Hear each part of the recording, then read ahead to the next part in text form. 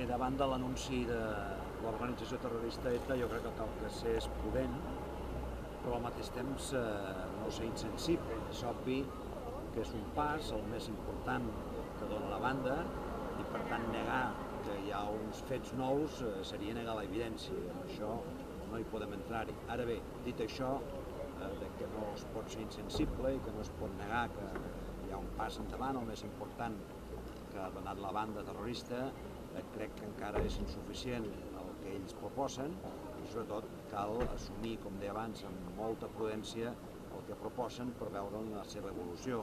Per exemple, espero i desitjo que quan parlen d'un alto al foc definitiu s'acabi d'una vegada per totes l'extermini que continuen fent a l'empresariat basc i així altres consideracions. Per tant, prudència, ser sensibles, és un pas important, però no és el pas definitiu, perquè continuen exigint i posant condicions.